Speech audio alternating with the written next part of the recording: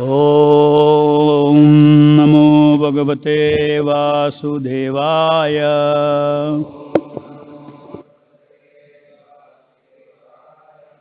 ॐ नमो भगवते वासुदेवाय।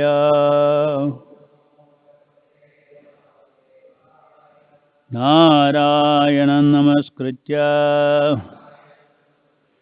नरं चैव नरोत्तमं देवीं सरस्वतीं व्यासं ततो जयमुदीरयेत्। नष्टप्रायेषु अभद्रेषु नित्यं भागवतसेवया भगवति उत्तमश्लोके भक्तिर्भवति नैष्टिकी।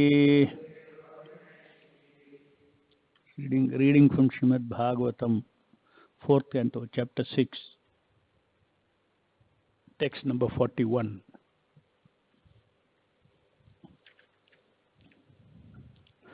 तथा परे सिद्धगण महर्षिभिः तथा परे सिद्धगण महर्षिभिः ये वै समन्ताद् अनुनिलोहितम् ये वै समन्ताद् अनुनिलोहितम्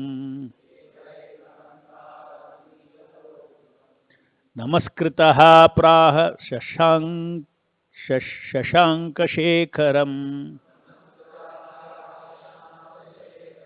नमस्कृतः प्राह शशाङ्कशेखरम् कृतप्रणामं प्रहसन् इवात्मभूः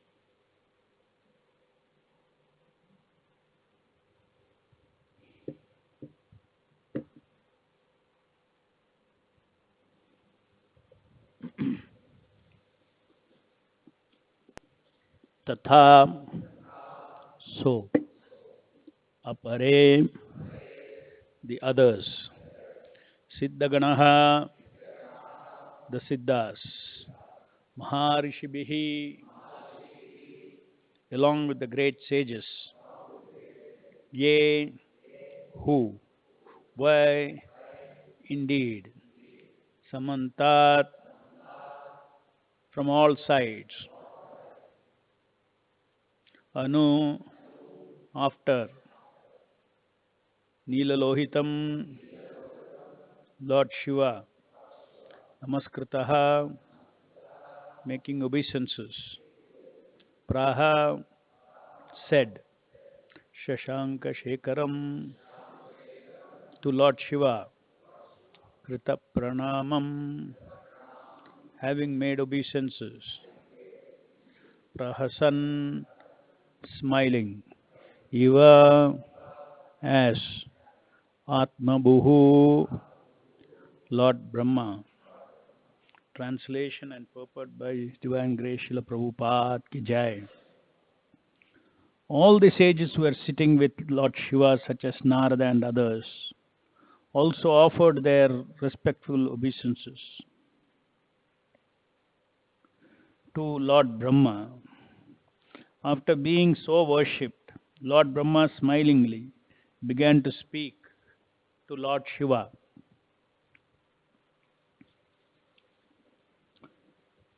Lord Brahma was smiling because he knew that Lord Shiva is not only easily satisfied but easily irritated as well. He is afraid that Lord Shiva might be in an angry mood, because he had lost his wife, had been insulted by Daksha. In order to conceal this fear, he smiled and addressed Lord Shiva as follows. Brahma uvacha jane tvam isham vishwasya jagato yoni bijayo shakte shivasya cha param yattat brahma nirantaram. Lord Brahma said, "My dear Lord Shiva, I know that you are the controller of the entire material manifestation. The combination, father and mother of cosmic manifestation, and the Supreme Brahman beyond the cosmic manifestation as well. I know you in that way."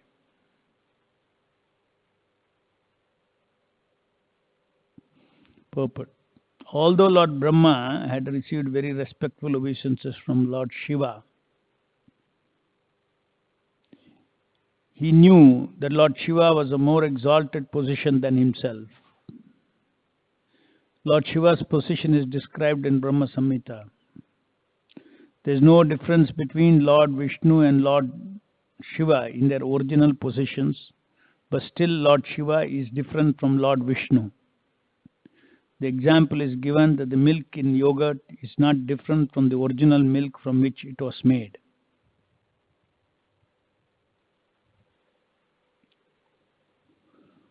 Text 43. Tvameva bhagavan yetat chiva shaktayoho surupayoho vishvam sajashipasi asti kridan urnapato yata. My dear Lord, you create this cosmic manifestation, maintain it and annihilate it by expansion of your personality. Exactly as spider creates, maintains and winds up its web. Purport. In this verse, the word Shiva Shakti is significant. Shiva means auspicious and Shakti means energy.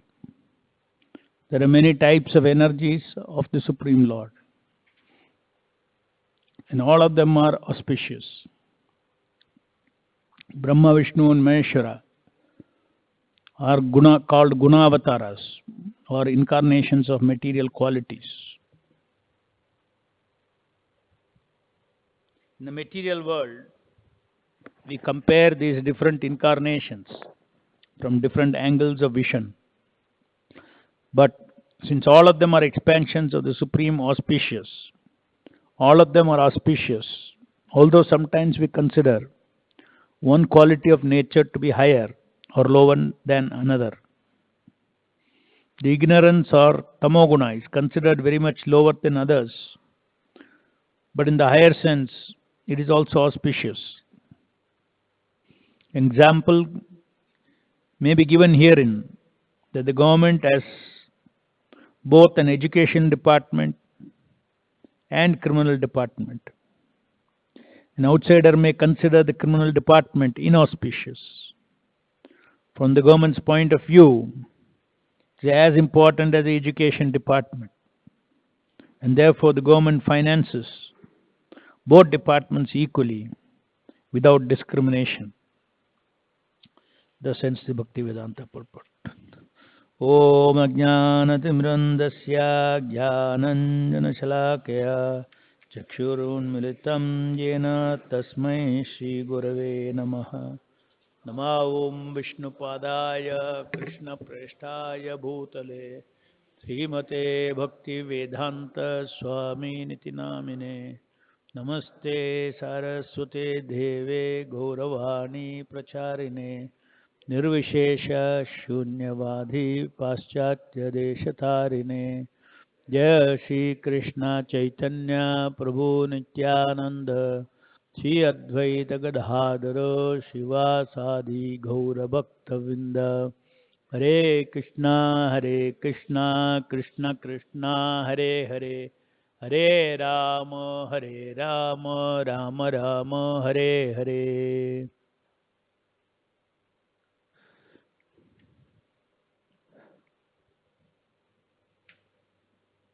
Please repeat the translation.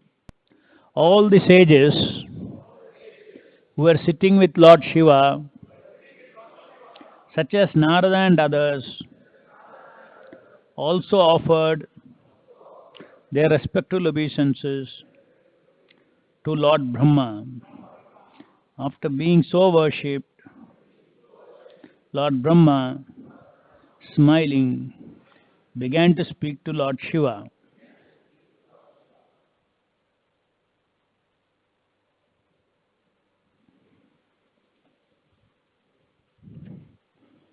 So,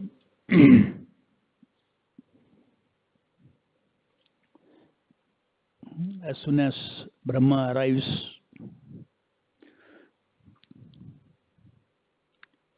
before Lord Shiva, and few others who were sitting and listening to Lord Shiva, like Narada and others, as soon as they saw Brahma, everyone made their obeisances to Lord Brahma as the topmost living entity, as a creator of this material existence. And Lord Brahma, knowing very well the mood of Lord Shiva, that he must be still angry because he lost his wife.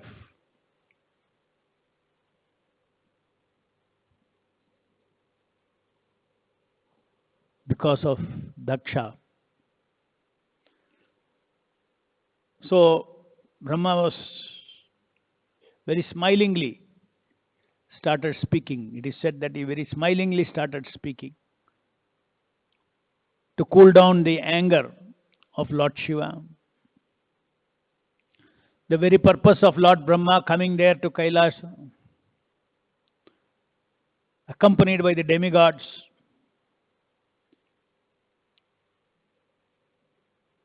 is to represent on behalf of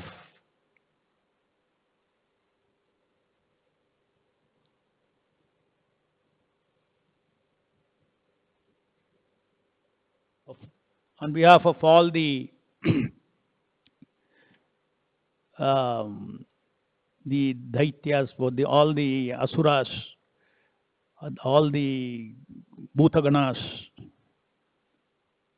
and all the special living entities that was created by Daksha. So on behalf of all of them, to reach a settlement, Lord Shiva, Brahma appeared there. So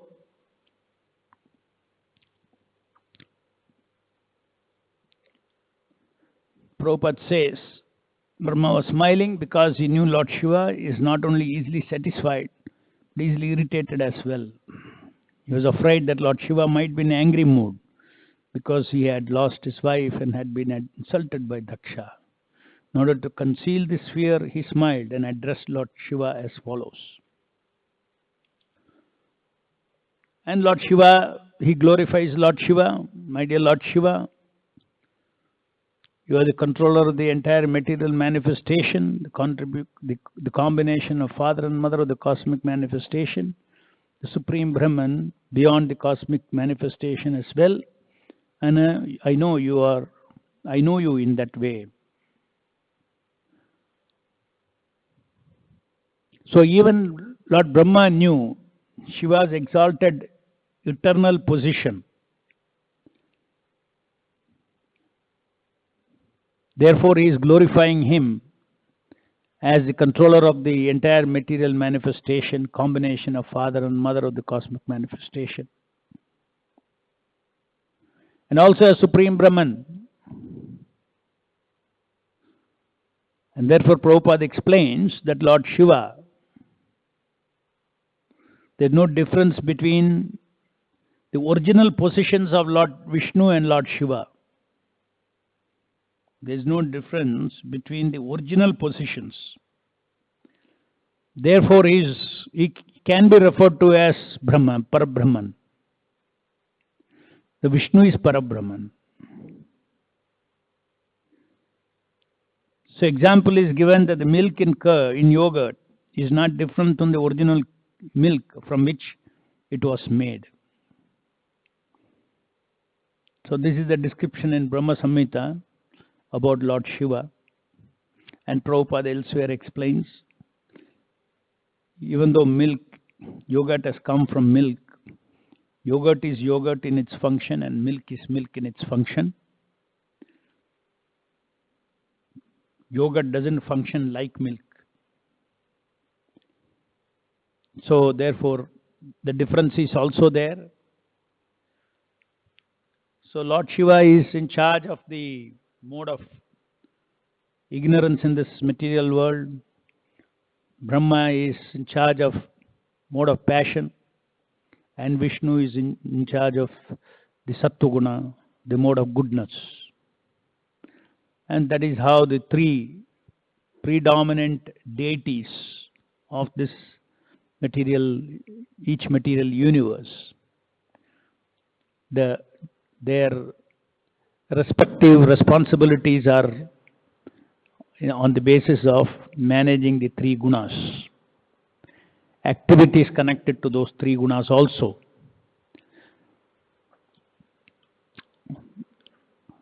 So Shiva does have a very big role to play in the material creation. As long as one understands that position of Lord Shiva as a very unique position, different from other demigods, that is very important. Other demigods could be just ordinary jivas also in the material bodies, highly elevated.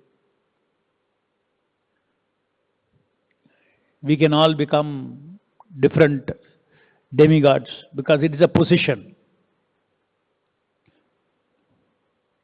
But jiva can never become Shiva. So according to our Vaishnava philosophy, Shiva is considered to be a separate tattva, Shiva tattva. So we never equate Shiva tattva with other demigods.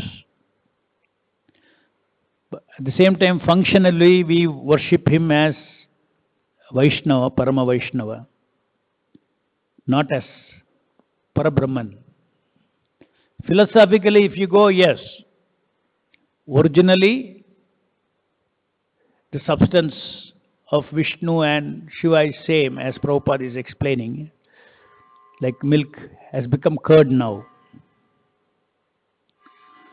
So this anger is very much part of this material world.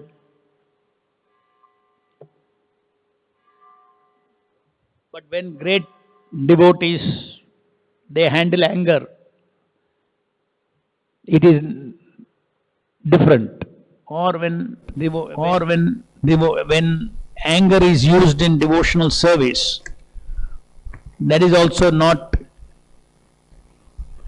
within the normal understanding of anger. Normal understanding of anger is what? Kama esha, krodha esha. Because you have some kama, you have some material desires, and those desires are frustrated, immediately you get angry. when your expectations are not met, you become angry. Is it not? That is how anger comes. If you have no expectation, then there is no anger at all. If you have no desire, then there is no anger at all. No karma, there is no anger at all.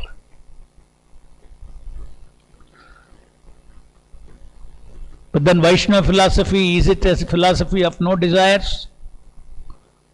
No, it's not a philosophy of no desires. Free will and desire is very fundamental part of Vaishnava philosophy.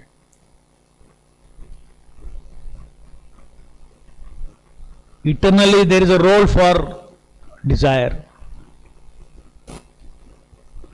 There is a role for desire. If the desire is not fulfilled, there is also a dissatisfaction in the devotee. Everything has a place in pure devotional service. In service of the Lord, to please the Lord, you have some expectations. And if those expectations are not met, then you get angry. You get frustrated. It could be anger against your own self. Anger with us. From karma comes krodha. Krodha means why I am not getting. Anger does not always mean anger against somebody. He is angry that he is not able to get the result. In the material world, it is about I am not able to control. So when I am not able to control the result. That is that frustration of control comes out as anger. In devotional service, the frustration of not able to please the Lord comes out as frustration, dissatisfaction, and even anger sometimes.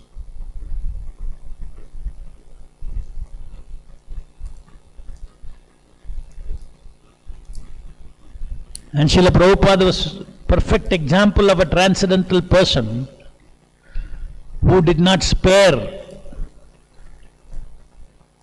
He was a complete person who had desires, who had expectations to please the Lord, who was dissatisfied, expressed dissatisfaction when the Lord is not pleased,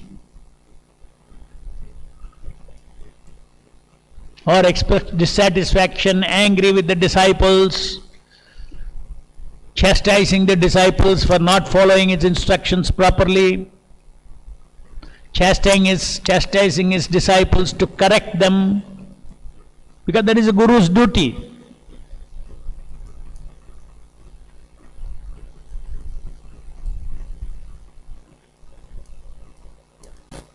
So he was a full-fledged personality.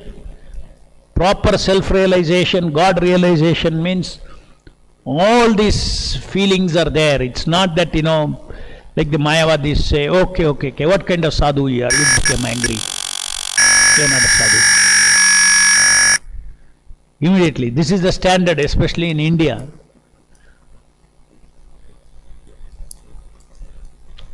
I remember, I did not know this when I was just 1 year in ISKCON. I was traveling by train from Bangalore to Trivandrum. So those days all was so much Josh. Krishna is Supreme Personality of Godhead. And fire. So some argument was there in the train. Some Mayavadi was, arguing. Then I became, so everybody was very interested to hear. There was a compartment, everybody is there, sitting there.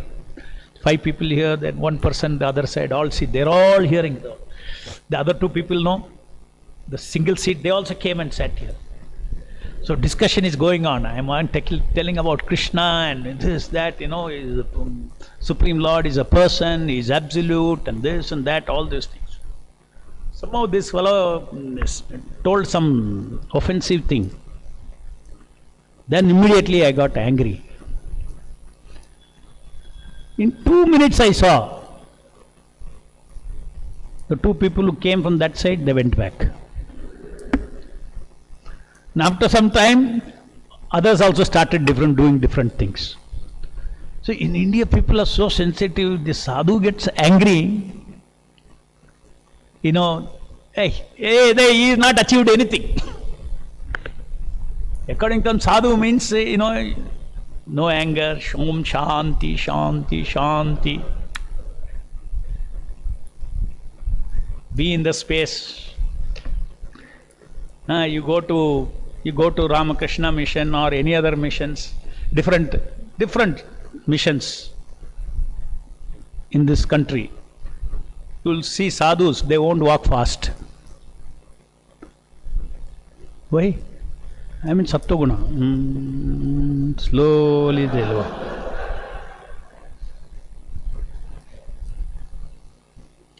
They won't feel agitated also. Yes, they'll say. How are you? Here our devotees, how are you?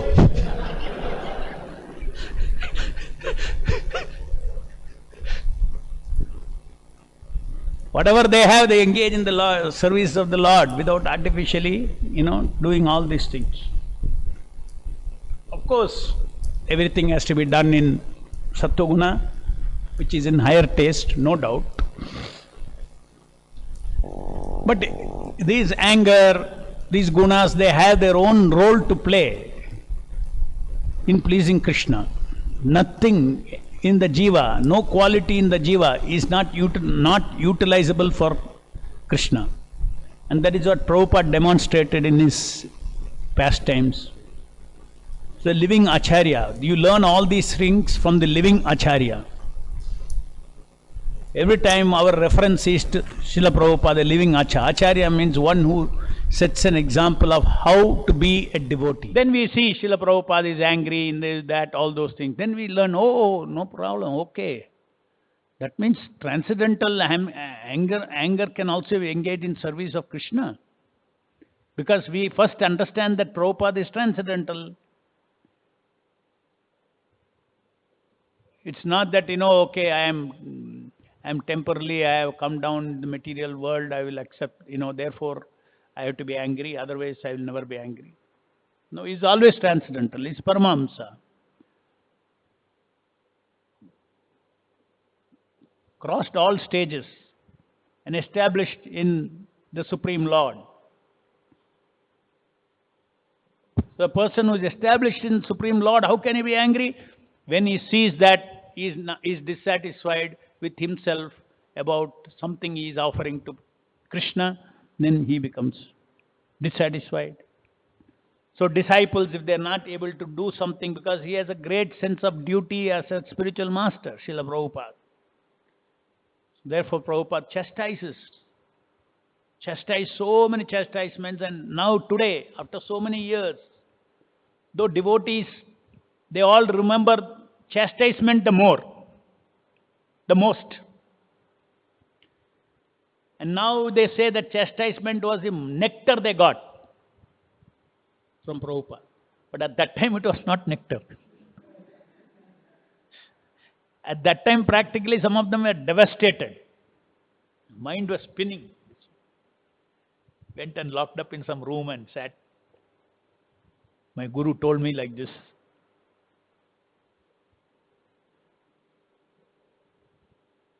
At the same time, Prabhupada was he communicated to the disciples, look, I am chastising because it's my duty. It is my service to you. If I don't correct you, who will correct? Guru has to correct the disciple. Guru has to chastise the disciple.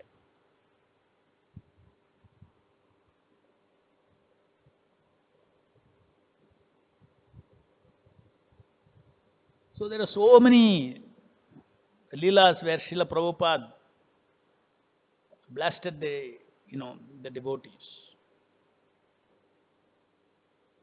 in front of other devotees. In front of other devotees. Nowadays, devotees are so sensitive.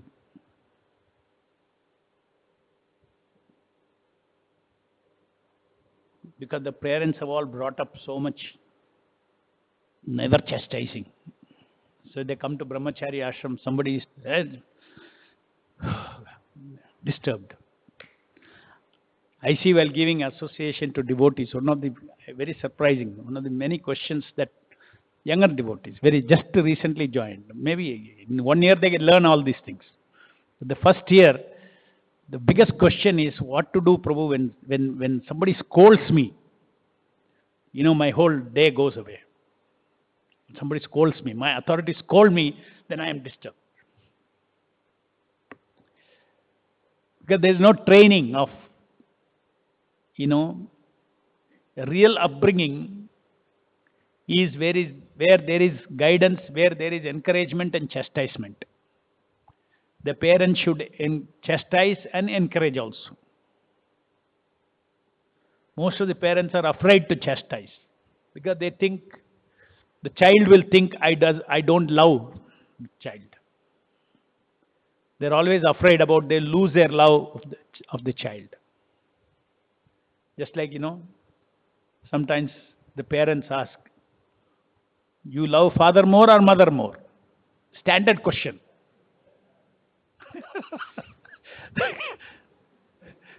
It is their insecurity. So each of them compete with each other. I will be nice to the child. End of the day, child is gone. End of the child is spoiled. Especially nowadays, what happens is children are it's all nuclear family. They'll have one child or two child. So everything is depend there. Earlier, 8, 10 children were there. So they were really into training them properly. Also among them also they'll fight. So a lot of emotional intelligence develops when a child grows in the midst of 5, 6 siblings. They'll learn how to control envy. Because envy will come, then they'll learn to survive. I should not be envious. All this they learn, the parents teach, everybody teaches, and then you grow up into a very good adult. But today it's not like that. There's no question of that kind of a training in there. So it's a very big disqualification, this sense of freedom, number one. Number two is a sense of perfection. Everything is, in the schools you are taught, if you get 100%, you are right. If you got 90%, you are wrong. And the parents also say like that, why did you get 90? Why did you lose the 10%? So then he's geared up like that. So totally the whole modern education system, that family system, everything is such a big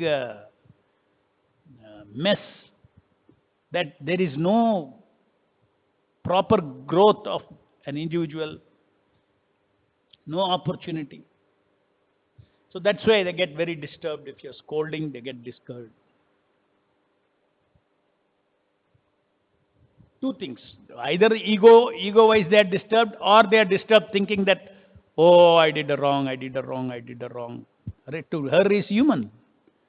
We have to learn. Everybody learns. So sooner or later, every individual accepts that perfection does not exist in this material world. We should aim to be perfect in anything that we do.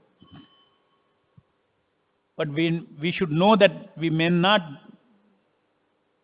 achieve perfection. This combination is very important. Not that we should be mediocre. We should aim to be perfect in everything that we are doing. But knowing very well the result is not in my control. Perfection may be achieved, may not be achieved. Different degrees of perfection may be achieved. Some mistakes may be done on the process of achieving perfection.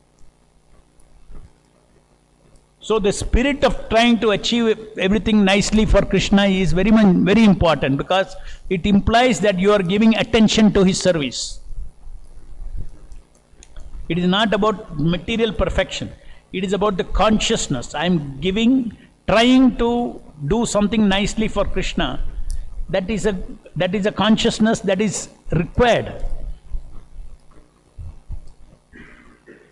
That is the reason when we chastise devotees, it's not that, okay, materially you have done something wrong, it's not a very big thing, it's one level of chastisement.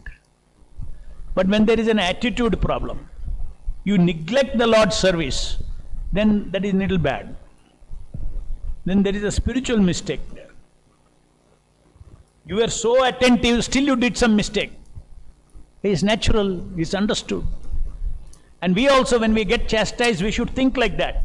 Is it chastisement for my material mistakes or my spiritual mistakes? Oh, material mistakes, all right, no problem. Take it very lightly. I have to learn something from it. Okay. It might have some consequences, so the devotee must have become angry also. Some money loss or some consequences may be there. Still, that is another kind of a mistake.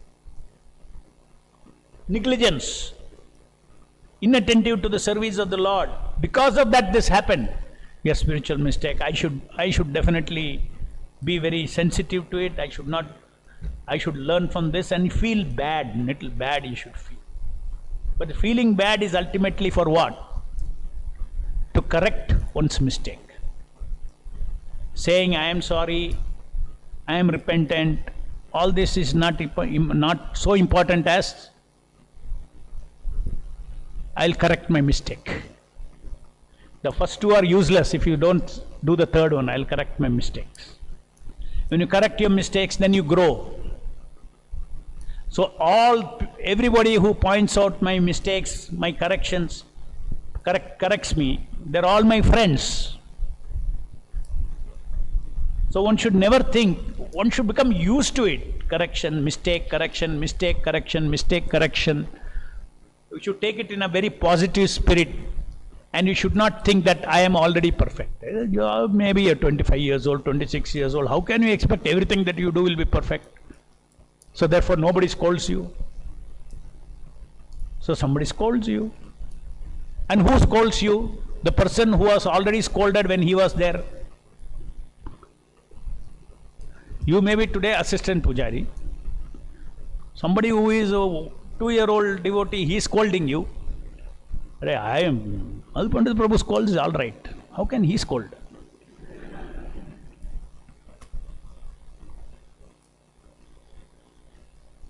But this is training. When he was there, somebody 2 years above him scolded him. That is why this training program is there. One of the training is to scold.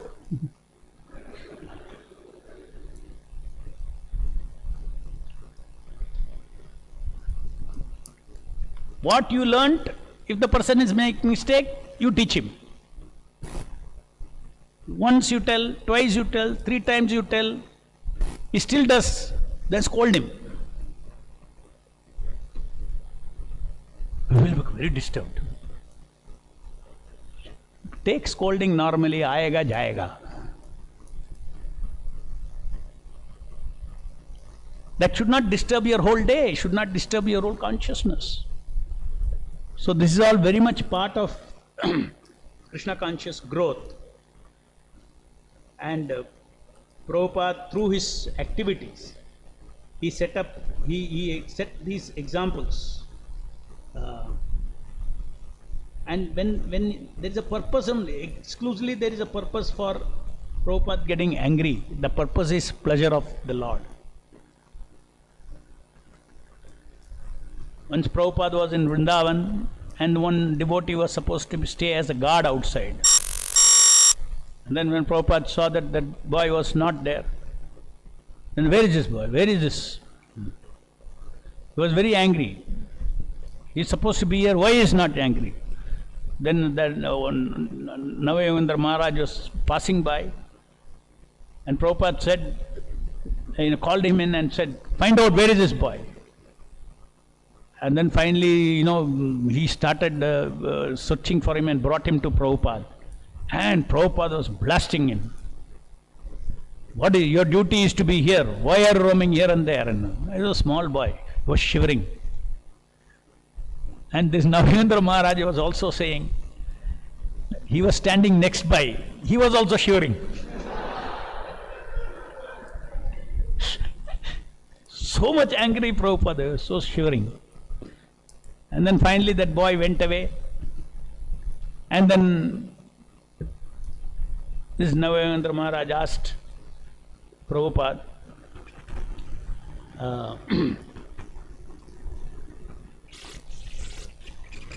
why,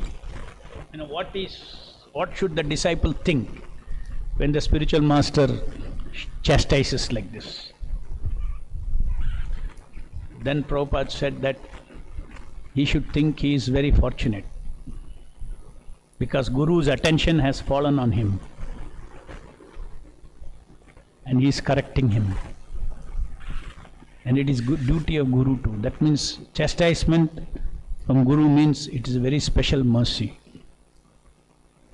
As I said in the beginning, devotees who got chastised, they remember that the most.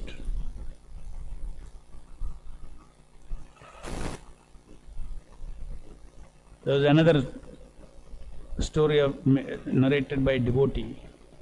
That devotee was from Brazil and he was a leader. So he came to Mayapur, and Mayapur then he got some new duties of cleaning and all those things. So he set up his office and all that. Just came from Brazil. Then he took up his duties and then he changed the schedules of cleaning and everything in it. So when Prabhupada went for a morning walk, and when he came for darshan, he saw that the floor had not dried, it was still wet. And after finishing, meantime this devotee, he did all that, he was very tired, he was up and he was relaxing. Then he came down, he was coming down at that time, Prabhupada after darshan and all was class, he was coming up. So Prabhupada saw him. So Prabhupada pointed out to him his stick and told, "Oh, you are the king." He completely got he thought, now I just taken my duties and Prabhupada will be very happy. You think you are the king? Then Prabhupada walked away. Then he was so devastated and he locked himself up in the room. Then afterwards, Guru Puja time, Guru Puja was going on. That time devotees were all getting ready for Kirtan and all those things. So then Prabhupada asked one of the devotees, where is this, what is his name is, Mahantir or something. Where is he? Call him. Prabhupada knew, he blasted him. You could have seen his face. So then immediately, word went to him. Immediately he put on his dhoti and all and came running. So that time Kirtan, somebody was getting ready, and Guru Kripa Swami, all this, they were getting with the Mridanga and all, they were about to lead the Kirtan. So this devotee was so scared to go before Prabhupada, he was hiding behind the devotees. So Prabhupada said, the devotee who was blocking.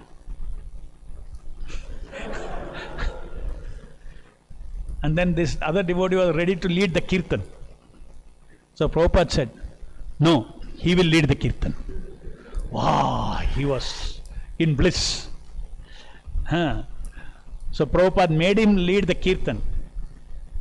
And then he felt so much love from Prabhupada after, getting chastised. So Prabhupada knew how to actually, do the right thing at the right time for the good of the disciple. This is spiritual master's mercy. This is spiritual master's mercy. Another incident is when Vrindavan temple was being built. Then so many things were happening. Prabhupada was still there, Krishna Balram Mandir. And it was almost coming near opening of the temple. And then Prabhupada went near Pujari room, saw there is no door, said, call Surabhi. He was in charge of construction. He saw, he said, where is the door? No, so many things I am doing, it's coming, it will come, it will happen, it will happen. Prabhupada said, okay, never mind.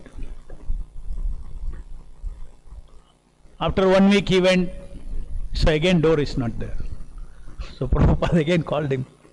Where's the door? No, the carpenters are doing that. And so Prabhupada said, you be careful, the carpenters don't cheat or something. And all he again left. Constantly Prabhupada was. Then another day when he was walking, where is the gate? Why the gate has not come? Then again, Surabhi, gate, it will come, it will come. So practically every day he was getting bombarded by Prabhupada. This is not there, this is not there, that is not there. Practically, this is not happening, that's not happening.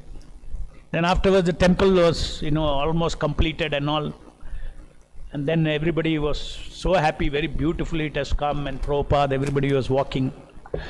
Then everybody was saying, temple has come up very nicely and all. Then Prabhupada said, exactly what he said. Prabhupada said,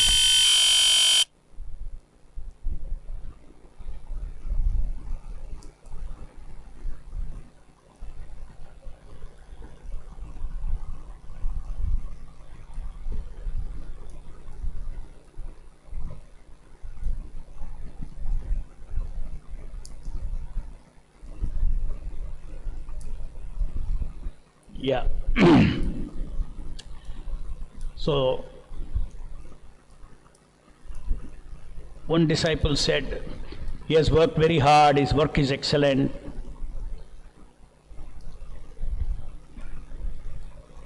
Yes, everyone is saying, Surabhi has done a very nice job.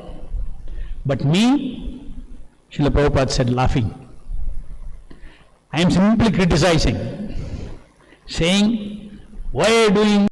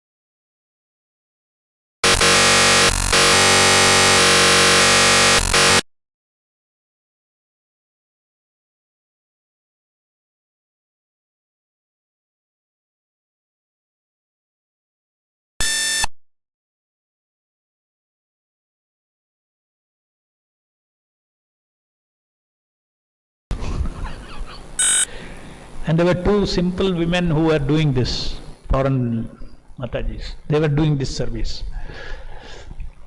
And then Prabhupada was, then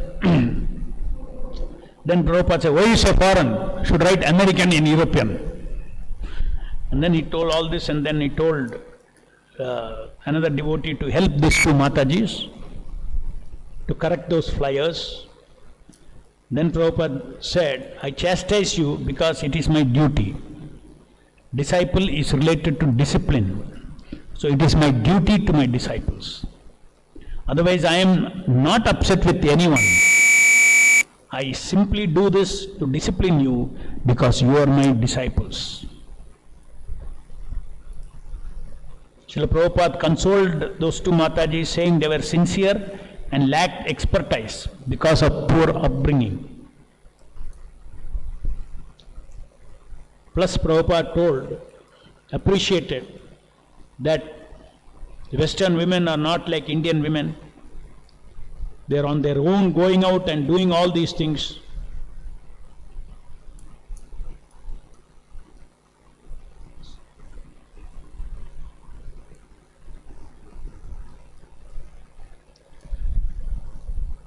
In the case of that Navayogendra Maharaj, how should we feel if you are angry with one of us?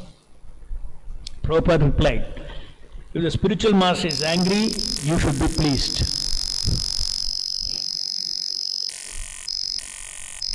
That means if you really have to follow this, you have to be transcendently be pleased. Because your mind won't be pleased. Mind will be, shivering. It means that he is paying attention to you.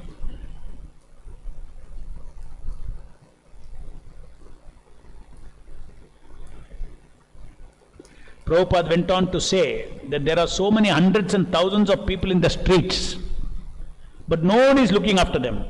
But if the spiritual master becomes angry with a particular disciple, that is his loving mercy on that person.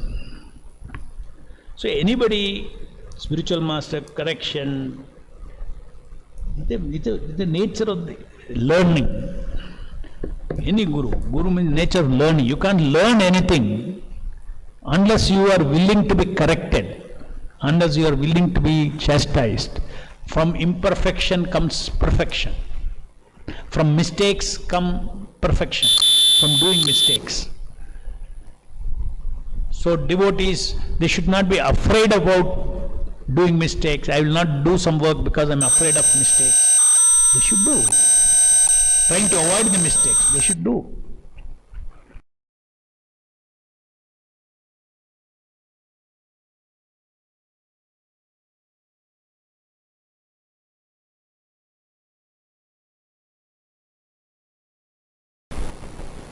This is all self-interest, not interest of Guru and Krishna.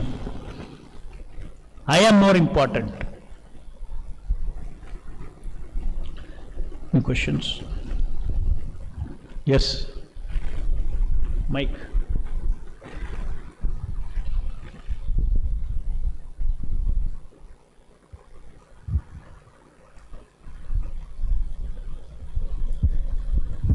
Hare Krishna, Prabhu. Prabhu, you said that Prabhupada was saying that when the spiritual master is angry, the devotee should be pleased. Devotees? The devotee should be pleased. Have to? Pleased. Pleasing. Pleasing. Devotees are pleased, yeah. Yes. Have to be pleased. Yeah, and similar pastime in Chaitanya Charitamrita also, that when Chaitanya Mahaprabhu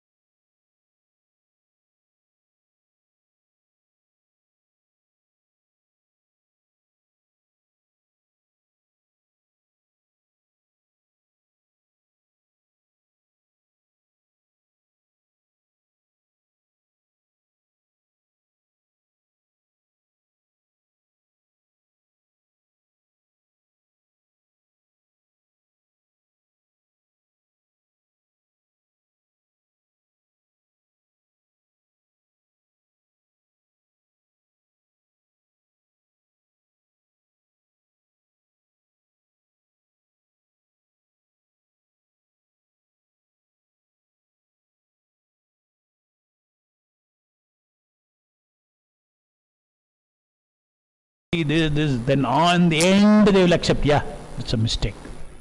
If somebody who is older tells somebody this fault, if that person requires convincing for 15 minutes, that means that person has got a very big ego, false ego. What is the particular ego he has got? Of course, particular ego that whatever I do, by default he thinks it is perfect.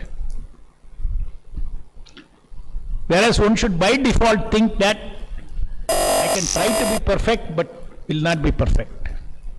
End product may not be perfect. Nobody can progress in life if somebody is in the perfection paradigm, and then you'll always be depressed because nothing will be perfect. Everything will have shortcomings. So, in our case, we get chastised. It's an opportunity for purification. And for advanced devotees, chastisement is bliss. That is the thing we can learn from this. Grantharaj Srimad-Bhagavatam ki jai. Jagat Guru Srila Prabhupada ki jai.